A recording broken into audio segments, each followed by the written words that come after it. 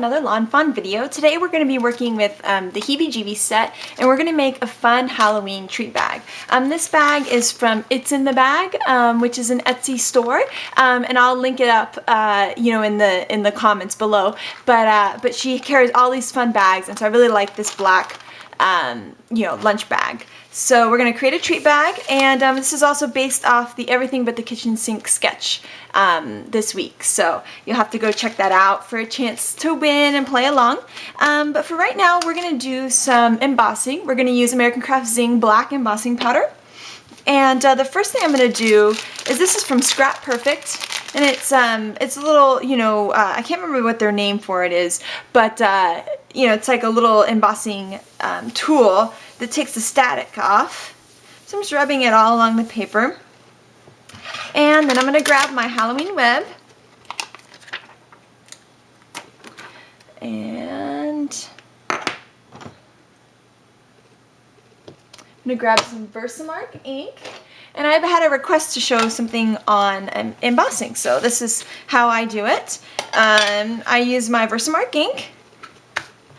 And it's a watermark ink. It's really sticky, which is why it works well with embossing.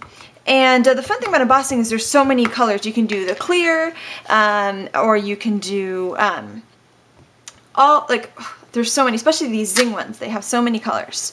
So I just stamped that, and you kind of want to work quickly because you don't want things to dry. So what I do is I just take a scrap paper and oh, you know what? I stamped that way too close to the edge because I'm going to punch it out. Okay. Let me stamp that again. I'm going to stamp it more in the middle here. Okay. And what I'm going to do is I'm going to take this scrap paper. I'm going to move my my Versamark out of the way because you don't want to get it on the Versamark. I'm going to put the scrap paper here because most of it's going to end up just on your paper because it's going to fall right off the thing. And I'm just going to cover the image with the black embossing powder, and then I'm going to tap it off. And then I'm going to look and see, like, that top part right there didn't get enough, so I'm going to put some more on. And I'm just going to make sure I get off all the extra. And you'll see there's a couple, especially with black, because black on white, you know, it's just stark contrast. So I'll just make sure that those little bits and pieces are gone. You can use, okay, and then I'm going to take my heat gun and just heat it up. So I let the heat gun heat up a little bit first. Oh wait, I almost did one of my big mistakes, which is turning the heat gun on before I put the embossing powder back in. I never learned, see? Okay, so I just use this paper and use it kind of like a little funnel and just go right back in the jar. And just tap off. There's a little extra in the paper, but I'm just going to throw that away. And just the parts that stuck a little bit.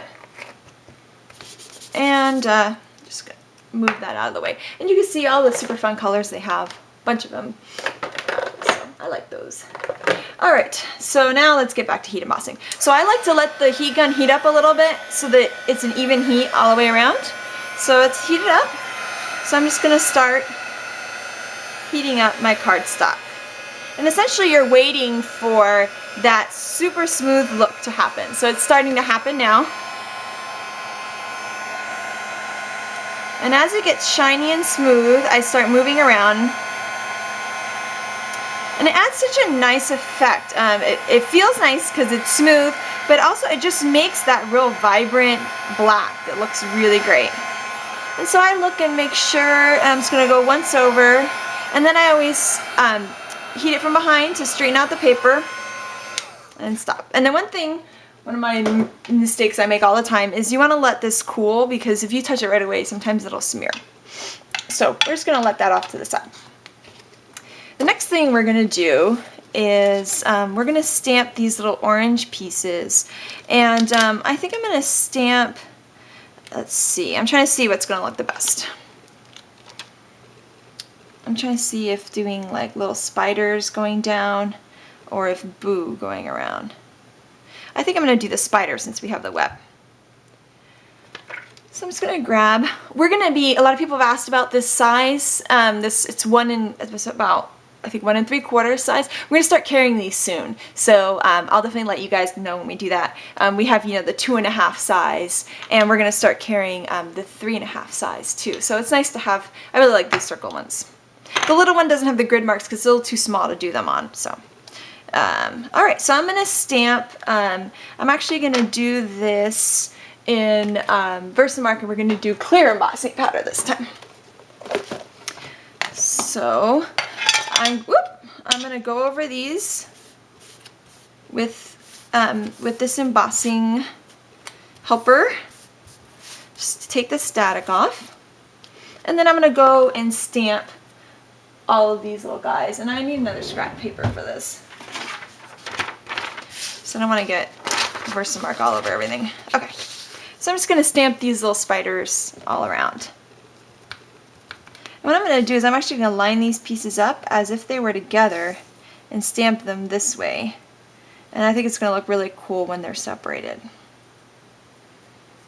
So, just going to start stamping along.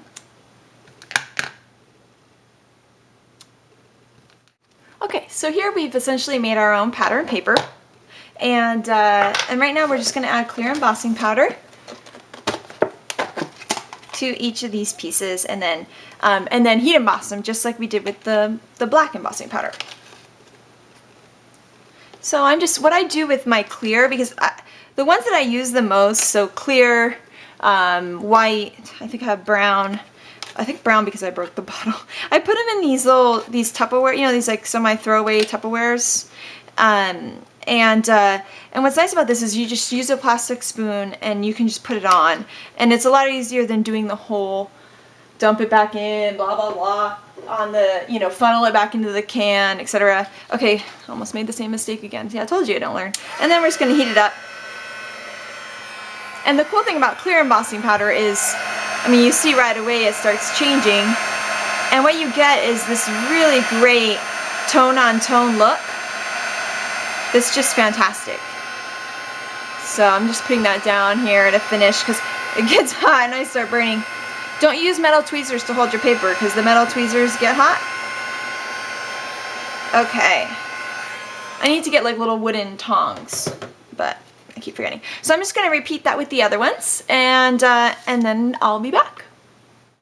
Okay, so now we're going to work with the Happy Halloween that we heat embossed with black. I'm using a 2 1/2 inch circle punch, which works perfectly with this web size, and I'm just kind of using the bottom part to be able to line it up so I know that I've got it going well. And now I've got my web all nice and punched out. Okay, so I'm using some paper from the Bayberry Cottage line, and this is from Pink Paisley. And so I'm kind of like combining this sort of fancy paper with the kind of cutesy thing that we're doing. So I'm just going to punch out a 3-inch scallop circle. And what we're going to do is create an accordion flower. So the first thing we're going to go through and do is we're actually going to score some lines down. And essentially with this type, and depending on how your scallop circle is, the indentation lines up with the actual scallop on the side. So we're just going to go through and make these lines. And I'm just going through to each indent and then lining it up with the end there. And these score lines are just going to help us when it comes down to folding. Okay, so now we have it all scored. I'm going to put the blue mat back because I think it looks prettier. Okay, so now we've got our blue mat back. And then what we're going to do is I'm going to punch a hole in the center because it helps to remind me where the center is when I'm folding it. And I feel like for some reason it's easier to fold with it in the center. Now what we're going to do is we're going to cut out one of these petals because we're going to end up attaching it to another. To make the accordion, you kind of have to make 2 of them. So you're just going to go around and start folding. And just matching up those scallops like that. Just like that. And the score lines just help. Obviously, you don't need the score lines. You can see, you could just line it up. But I think the score lines, at least for me, I end up kind of crumbling the paper less. And in this case, I don't really want to crumble the look. I learned that the hard way. So I'm just lining those up. Some of my score lines were not perfect. So I'm just finishing here, folding the last ones in. And then when you see what I'm going to let go, we have an accordion. So what we're going to do is I already have another one made, and because they have the notches taken out of them, you can actually put them together like that. And so we're going to glue those. I'm actually just going to use, hopefully, could I get away? Maybe I'll use some glossy accents. I don't think I'm going to be able to get away with adhesive on this one. So now I'm just going to look and see how this needs to be glued to work. So let's see, these two have to be glued together. So I'm going to do that real fast. And glossy accents, even though it is a glossy accent, it actually works as a glue too. So I'm just putting a little line there, and I'm going to line it up with this scallop. And I'm just going to hold it in place for a second.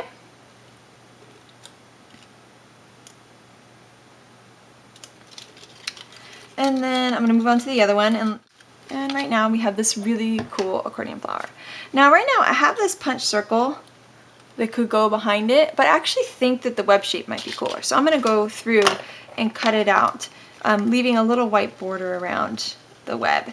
And the cool thing about this web is that there's it's just really easy to cut. It just kind of flows like that. That looks really fun. Okay, so we've got that ready, and we'll deal with that in a second. We'll let that dry. And right now we're going to attach these spider pieces we made before onto the bag. I'm going to open my bag up so I can see how it's looking. So it's looking pretty cool so far. The next thing that I'm going to do is I actually have the coordinating purple tape to our accordion flower. So I'm going to use that across the top here.